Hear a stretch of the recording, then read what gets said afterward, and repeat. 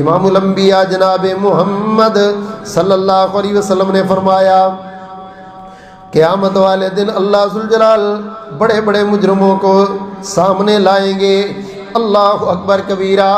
آپ نے فرمایا ایسا ہم مجرم بھی آئے گا جس کے گلے میں اللہ نے کئی کئی زمینوں کے توق ڈال دینے ہیں. اللہ اکبر کبیرہ. من ظلم من الارض شیئا تبکہ من سبع ارضین.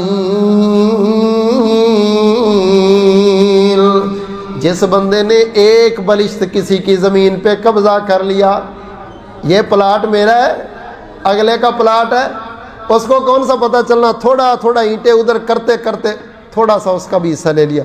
کوئی بات نہیں، جب مکان بن جائے گا اس کو کہوں گا یار زیادہ بات ہے، پکڑا گیا تو پیسے لے لیں.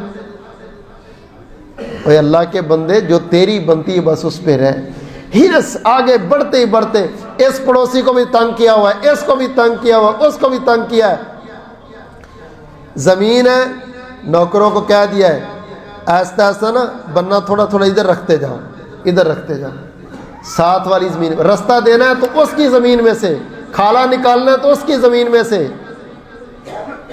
حالانکہ اس سے بنتا کچھ نہیں، یہ پیڑی عادتیں ہیں.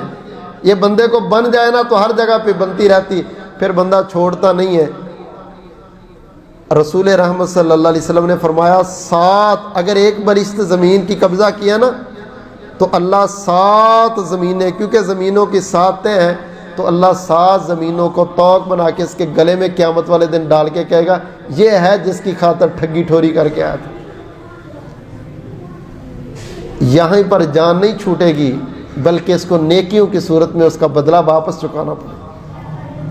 میرے بھائی اس لیے عزت کا دن وہ ہے جس کی قیامت والے دن عزت ہے. ذلیل وہ ہو گیا جو اس دن ذلیل ہوا.